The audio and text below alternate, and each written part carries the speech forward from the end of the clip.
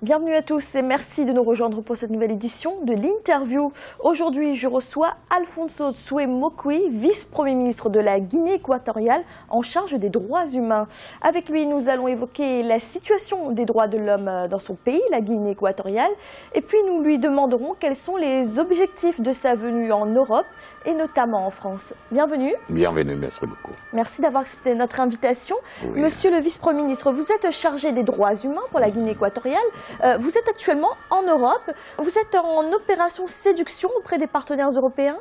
On pourra l'appeler séduction ou sensibilisation, mais on est venu pour expliquer la nouvelle situation en Guinée équatoriale. Parce qu'on a constaté qu'on nous traite comme la Guinée équatoriale qui faisait déjà 10 ans en arrière.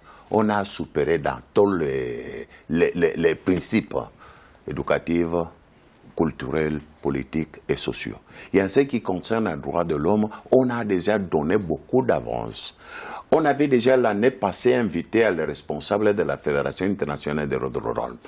On a eu l'occasion d'aller dans les prisons, on a ouvert les portes, on a montré tout pour éviter qu'on accuse d'avoir des prisonniers politiques. Même, ça fait 2 ans que j'étais à Paris, ici, on a parlé d'une fausse liste de 310 personnes. On avait démontré à l'époque que c'est faux. Ce sont des fausses facts. Donc, on vient maintenant pour expliquer la réalité de mon pays. Pour vous, il y a des rumeurs qui circulent sur la Guinée équatoriale et qui ne sont pas fondées. Ce sont des rumeurs. C'est ça que j'explique. Ce sont des rumeurs. Ce sont des fake news, des fausses informations. Alors, vous êtes venu rencontrer les députés européens. Est-ce que vous les invitez à venir voir d'eux-mêmes, par eux-mêmes, la situation guinéenne équatoriale? Justement, on avait fait une invitation à Louis. On avait invité au Parlement européen de venir constater in situ en Guinée équatoriale la situation réelle. Ils sont acceptés. Mais on va avoir, parce que le circuit diplomate met le jour. On les a invités de venir constater eux-mêmes en Guinée équatoriale sur la situation de mon pays. Alors, vous parlez de progrès. Pourtant, la situation des droits de l'homme en Guinée équatoriale est régulièrement dénoncée par les ONG. Ils parlent de restriction de liberté, d'intimidation, de détention arbitraire. Que répondez-vous à ces accusations? Mais écoute, pourquoi? Voilà les raisons qu'on a invité des responsables européens de venir constater sur place. Parce qu'on soupçonne qu'il y a des intérêts créés, on ne sait pas pour comment, mais on soupçonne qu'il y a des gens qui sont intéressés pour promouvoir cette image sur mon pays. Et je viens démentir totalement ça. Je préfère que les gens viennent chez moi pour constater la réalité. C'est la réalité que je propose maintenant. Pour vous, il y a des intérêts derrière les ONG? Oui, beaucoup d'intérêts. Je ne vais pas m'approfondir en ça, mais il y a trop d'intérêts qui se cachent derrière.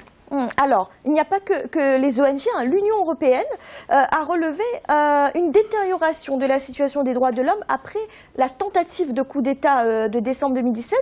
Est-ce qu'il y a eu une reprise en main autoritaire après cette tentative de coup d'État? Écoute, on a constaté qu'il y a un coup d'État.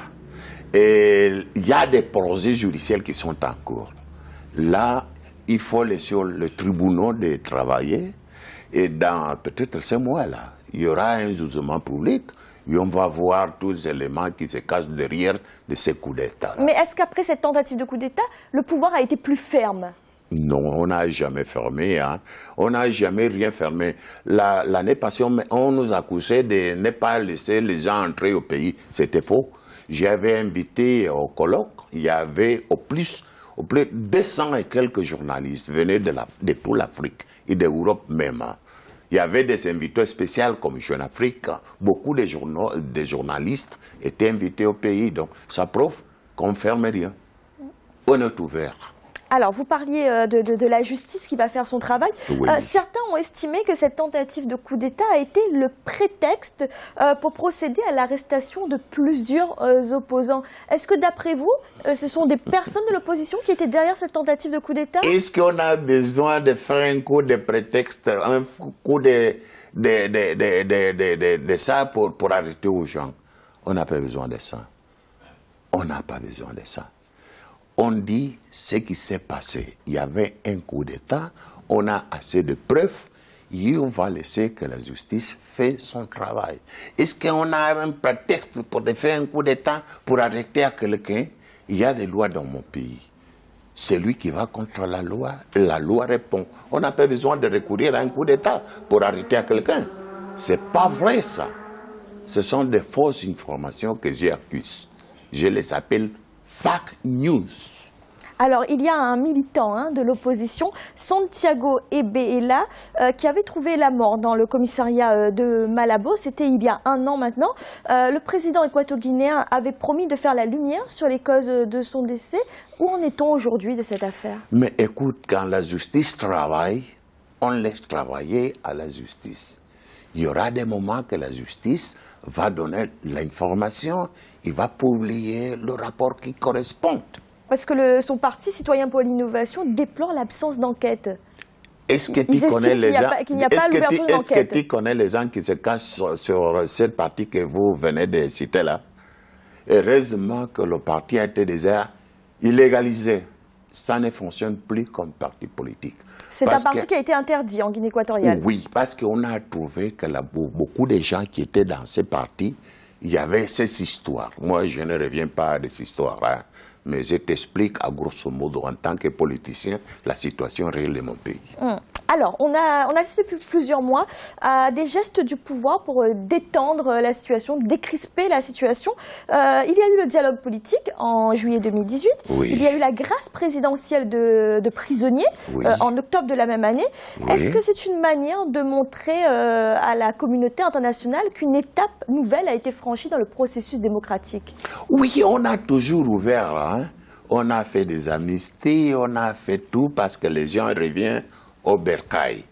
Mais il y a des gens qui sont intéressés de rester où ils sont pour créer toujours des histoires. Tu comprends? Là, le gouvernement ne va pas aller de maison en maison à expliquer la nouvelle situation. On est ouvert, les gens qui veulent rentrer, n'a que venir, nous sommes ouverts. Le gouvernement a toujours dit ça, on dit toujours la même chose et on est ouvert pour le faire.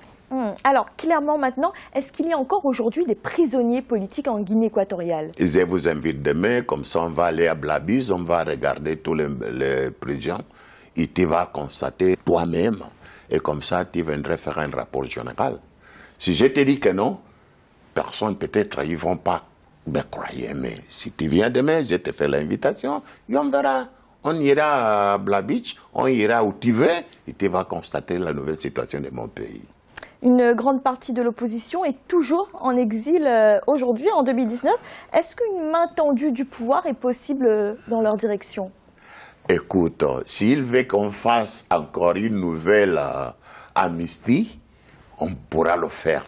Mais il faut demander. Il faut dire, moi, je suis sans asile parce que j'ai fait ça, ça, ça.